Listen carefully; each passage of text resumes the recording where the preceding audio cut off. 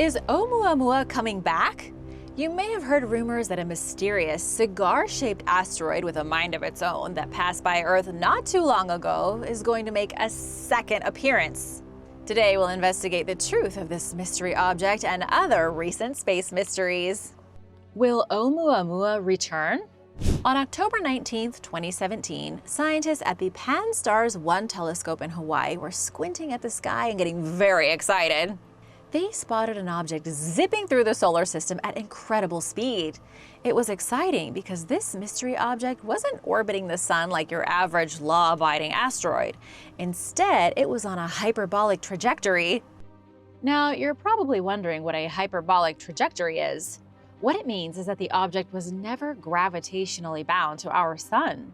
It came into our solar system from somewhere else, some other solar system far, far away in the vastness of space. This was huge. Nerds everywhere were geeking out, making conference calls, peering into their telescopes. It was astronomical chaos. Scientists immediately dubbed it Oumuamua, and the race was on to figure out what this thing was before it disappeared. Oumuamua means the first scout from afar in Hawaiian, and I couldn't think of a better name for it. This cigar-shaped cosmic intruder swung by, waved hello from beyond the stars, and then sped off on a joyride through our solar system without so much as a proper goodbye. Scientists were left in shambles. What the heck was it? Where did it come from? And the question that keeps conspiracy forums frothing at the mouth, is it coming back? The thing moved like it had programming. It zipped by like it was late for a date with the seven-armed alien babe.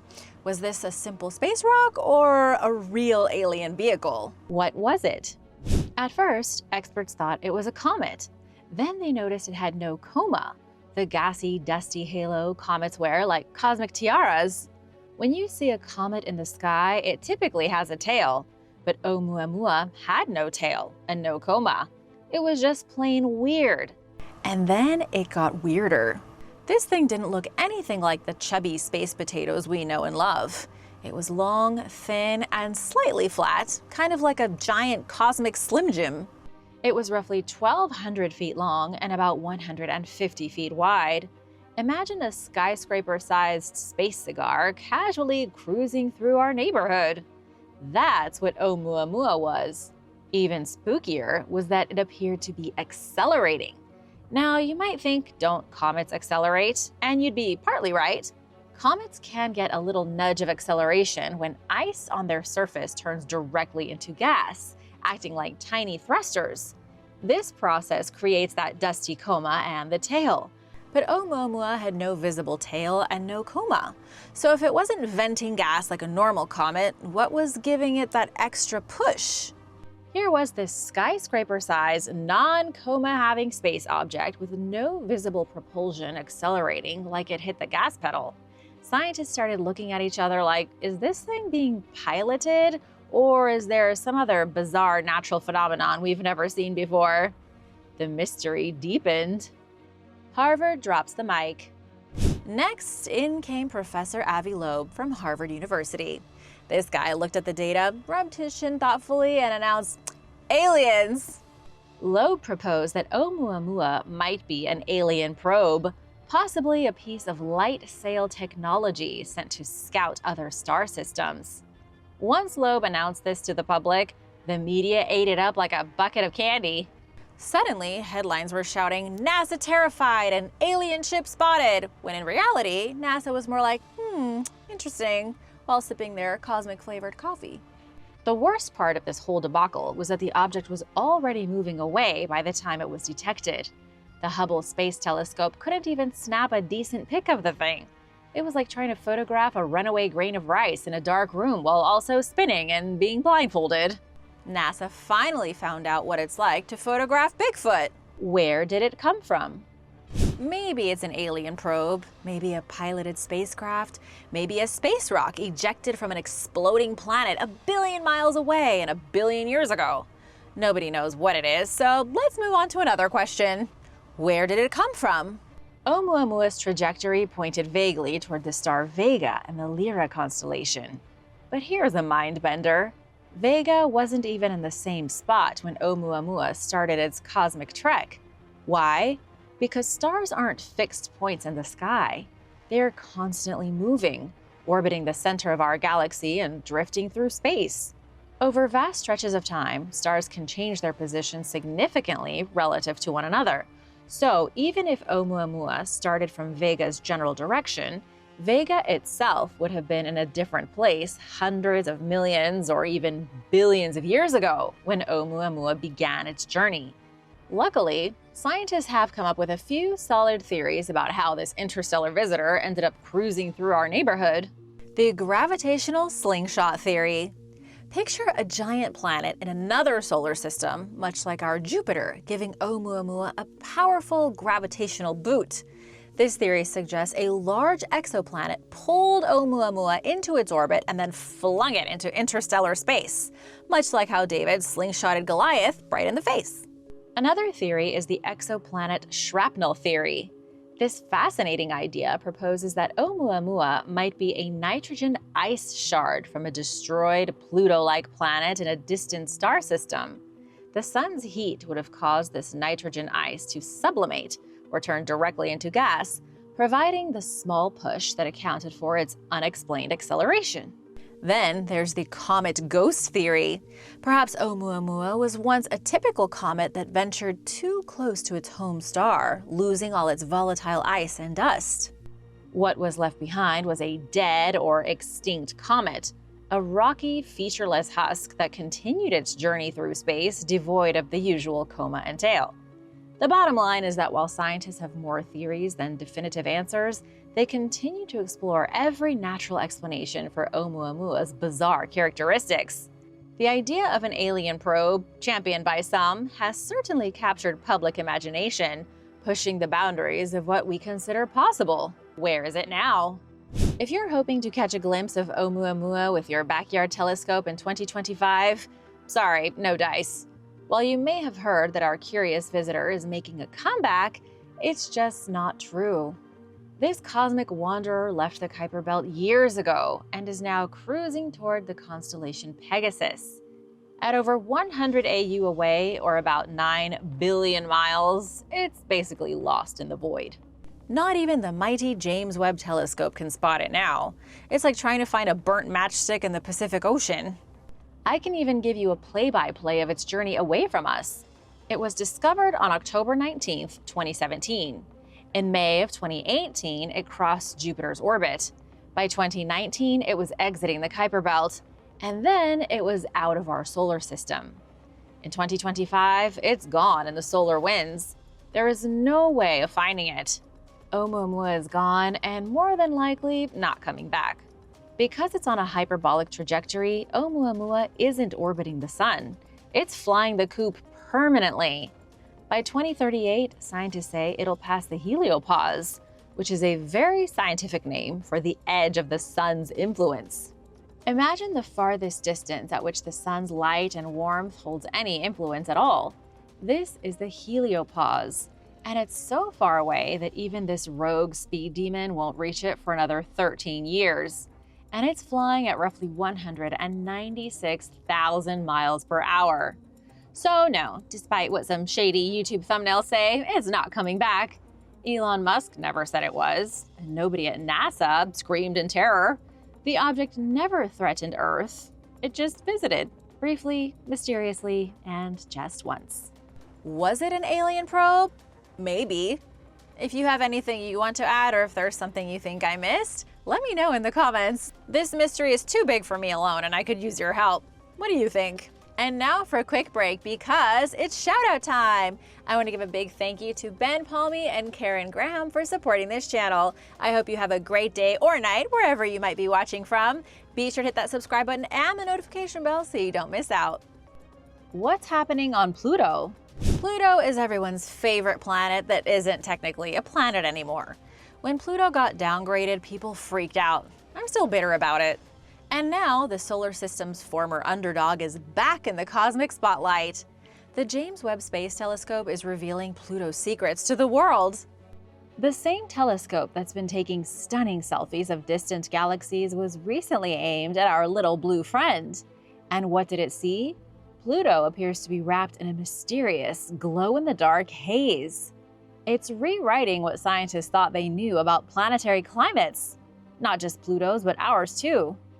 Pluto's not dead yet. After Pluto was controversially kicked out of the Planet Club in 2006, with scientists harshly dismissing it as nothing but a glorified space rock, it largely faded from public discussion.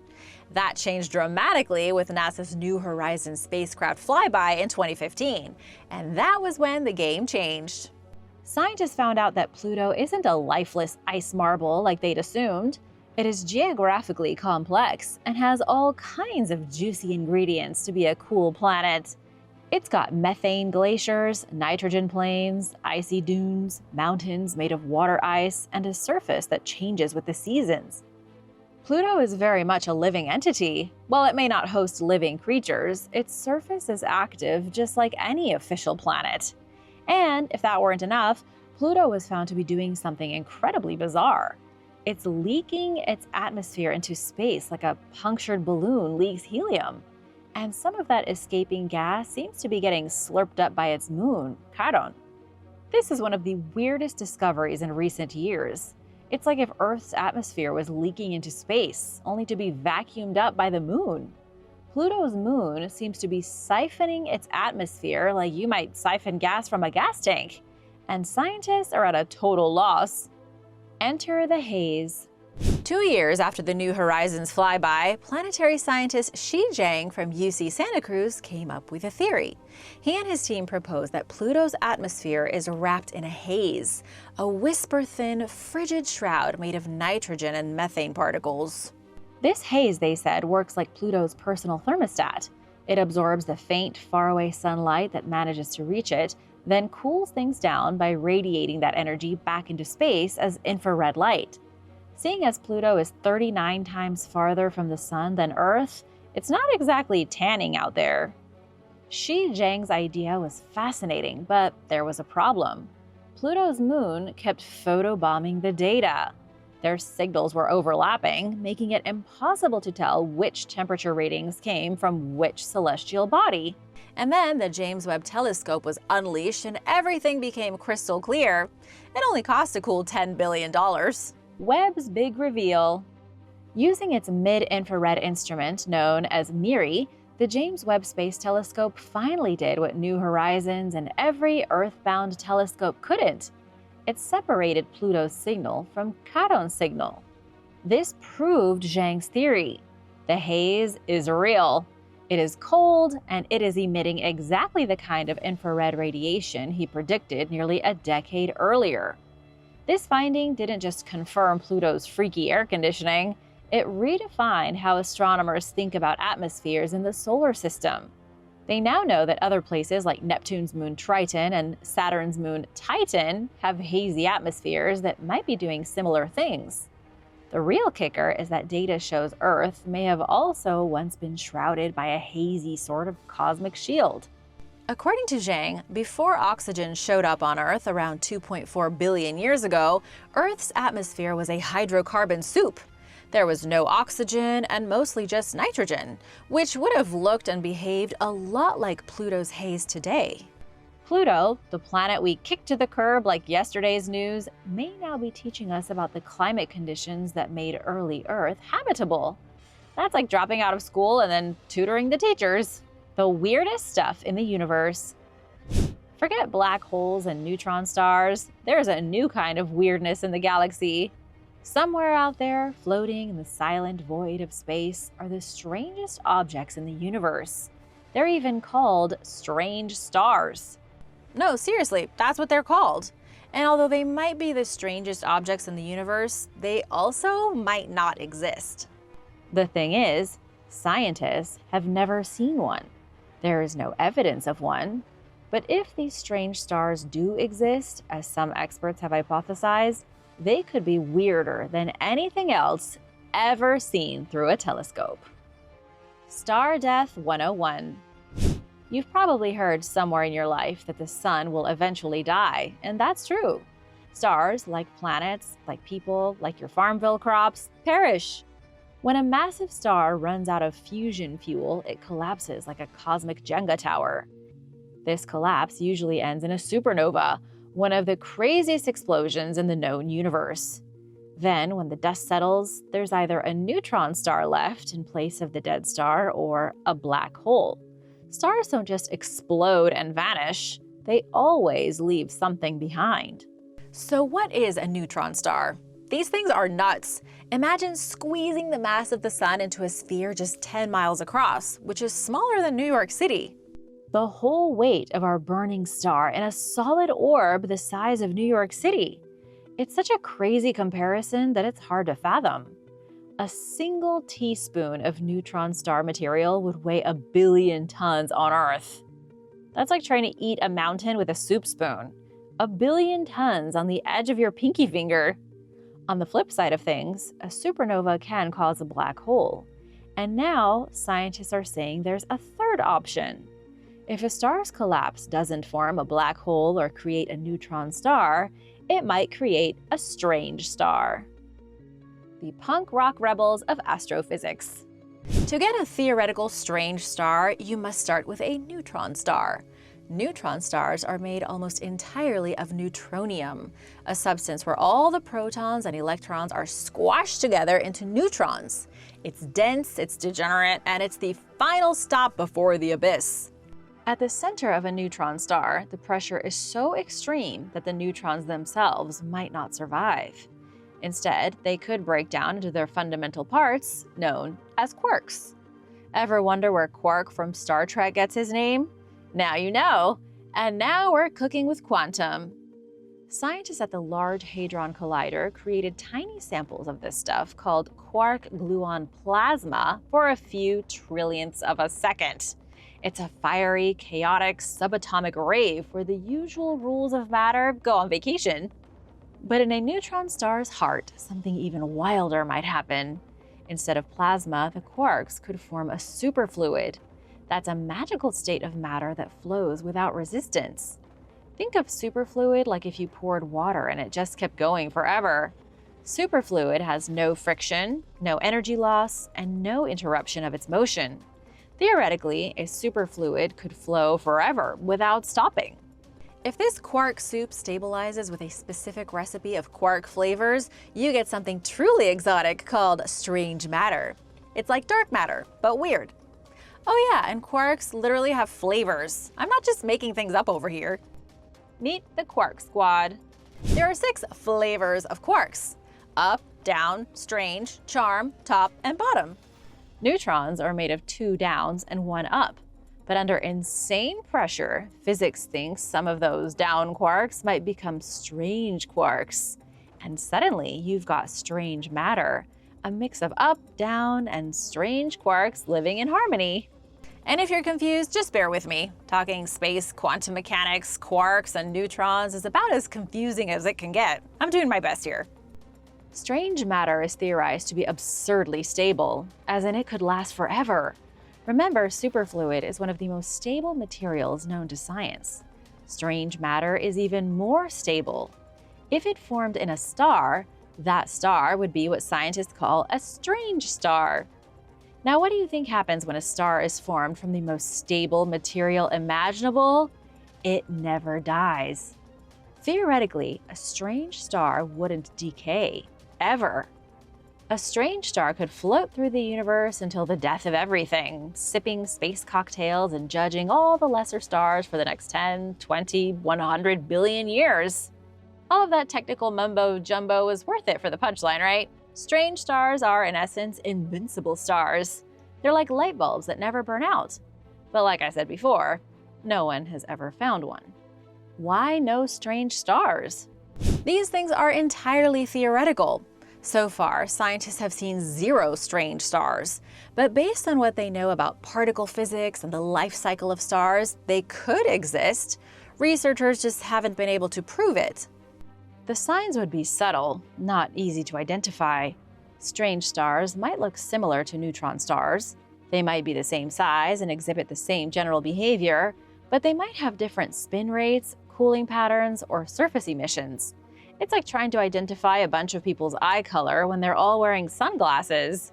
If science ever does find a strange star, it would change everything. because strange matter might be the most stable stuff in the universe. And if it touches normal matter, it could theoretically convert that normal matter into more strange matter. And what would that look like for the universe? If a strange star sneezed on a normal star, it might start a chain reaction that turns the whole thing into another strange star. But what happens when that strange matter is used on everyday objects here on Earth?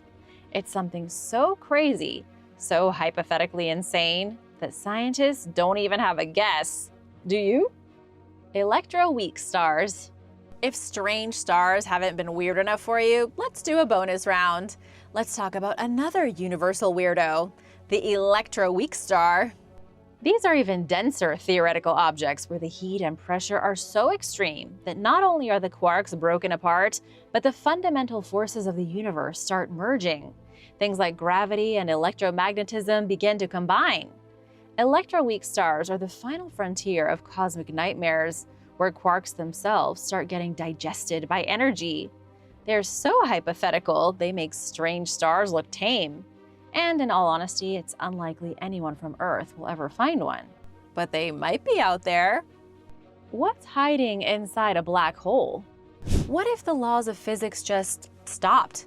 You can't do a video on weird space without black holes. They are the final bosses of astrophysics. These terrifying gravity wells don't just suck in matter, they devour it, erase it, and then taunt us. No one knows what's inside a black hole. It's the most fundamental mystery of space. Once you pass the event horizon, that point of no return where not even light escapes, you're off the map. And I mean that. Physics, time, space, even reality decay within a black hole. But what it looks like, no one can say.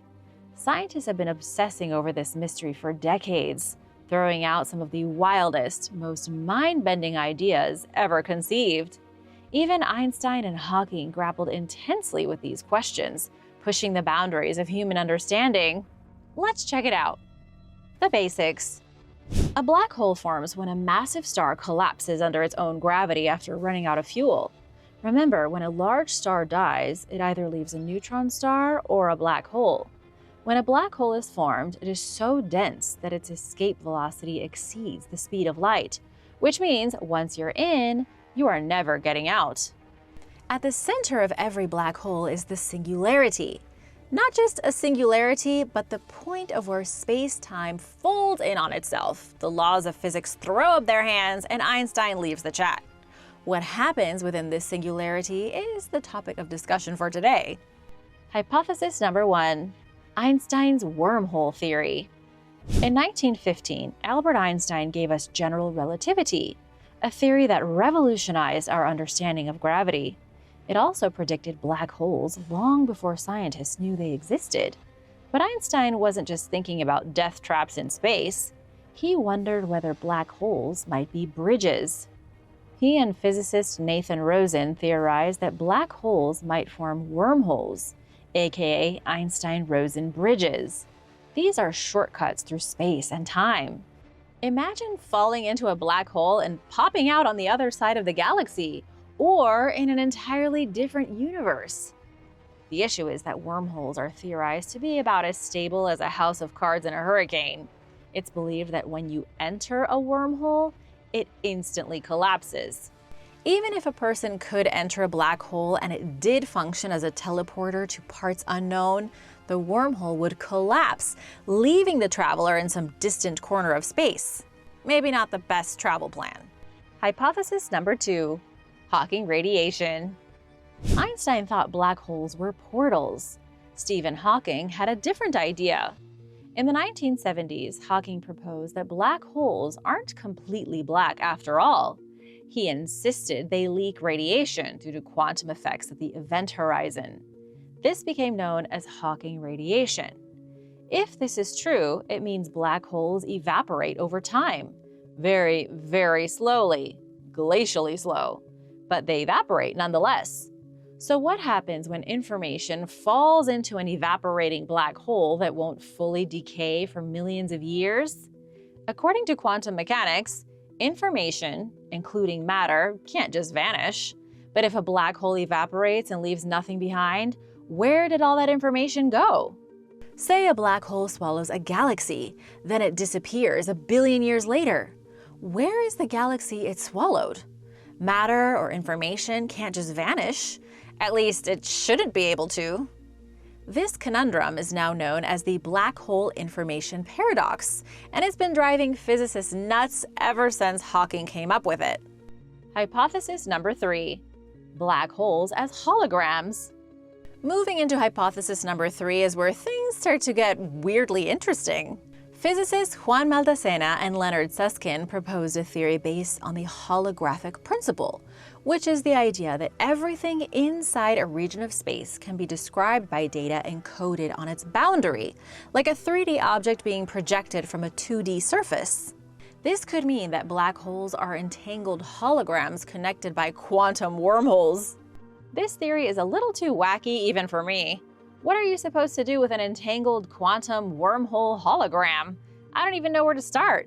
So maybe it's a good thing that none of these theories have ever been confirmed. The only way to find out what lies beyond the event horizon of a black hole is to go inside of one. But make no mistake, that's a one-way trip, my friend. Once you're past the horizon, not even the signal from your phone's hotspot will escape. Even Hawking radiation, if scientists could detect it, might only offer whispers from the edge of the event horizon, nothing from inside. And detecting that radiation is absurdly difficult, like trying to catch a single atom with chopsticks. So for now, the brightest minds in space science rely on math, models, and a healthy dose of imagination to make sense of black holes. Simulation after simulation, theory after theory, all to figure out what lies inside a shadow we can't peer into. If somehow you could make it into deep space and stand on top of a diving board positioned over the mouth of a black hole, would you go inside? Would you take the leap knowing you'd never return, just to see what's on the other side? What happens to your body in space? So, you think you want to be an astronaut? Float through the stars, eat dehydrated ice cream, maybe wave at Earth from 250 miles up? Sounds cool, right? And here I come to ruin your dream in the name of science. Because while space might look like a sleek sci-fi utopia, the truth is that your body kind of hates it. You have evolved over millions of years to be a creature of Earth. For your body, going into space is like throwing a fish in a bowl of ketchup. I'm talking detached fingernails, baby soft feet, and a face that bloats like you just lost a boxing match. Space doesn't play around with your body. Baby feet. Perhaps the strangest thing that happens to a person's body in space is that they grow baby feet. Let me explain before you freak out. Gravity is the reason your feet are covered in calluses from walking, standing, and wearing the wrong shoes on that hike last summer. But in space, your feet are unemployed. Without gravity forcing you to stand or walk, your soles stop toughening up. The result is that those crusty old calluses you probably don't even realize you have fall off like molting lizard skin.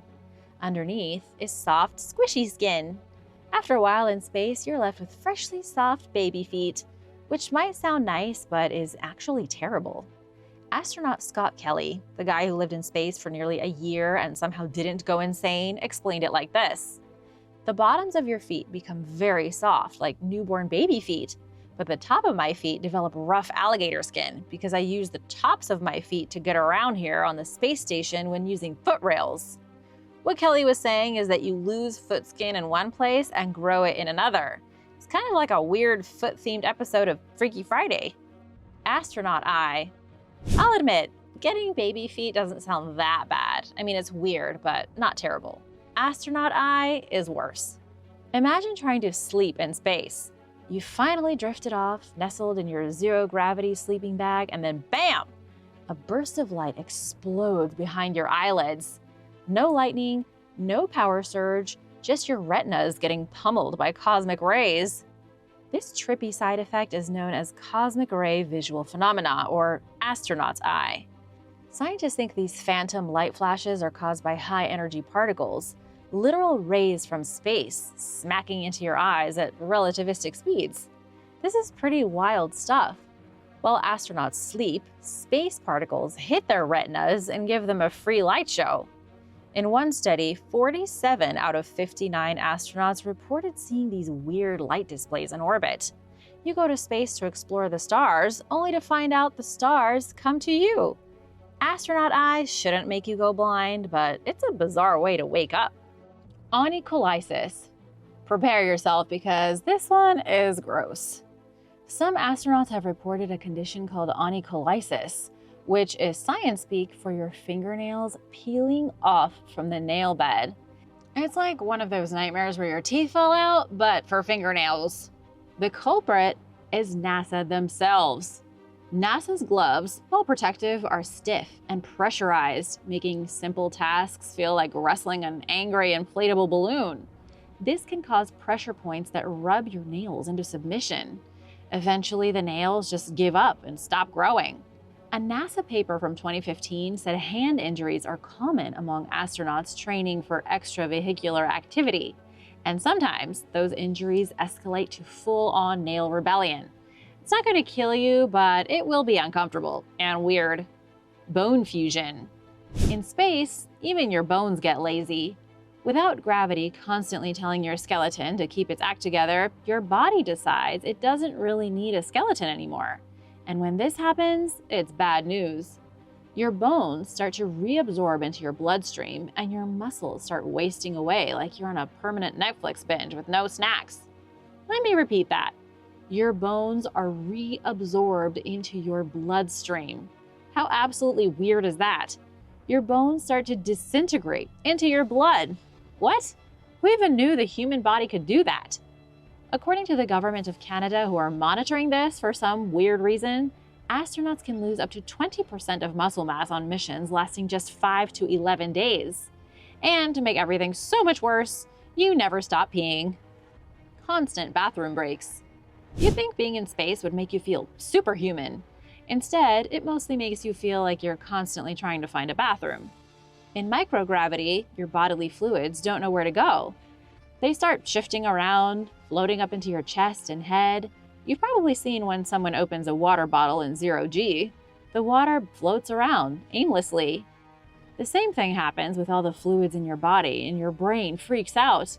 It tells your body to get rid of the fluid, and your body starts trying to flush everything through your urine. NASA says that once the extra fluid is eliminated, your body recalibrates. But in the meantime, you feel full, bloated, and dehydrated. Astronauts even report feeling less thirsty. It's like space is forcing you to aggressively detox. If you want to lose some weight, book a ticket to the moon. This is also the cause behind space face. With microgravity sending all your fluids upwards, you end up with bloated cheeks, swollen eyelids, and the look of someone who got attacked by 1,000 bees. Thankfully, the puffiness usually fades after a few days, but still, not the best look for your zero-gravity Tinder profile. And now that you know the dangers of 0G, do you still want to go to space? Thanks for watching. Be sure to subscribe and let me know what other space mysteries you'd like me to cover next. See you later. Bye!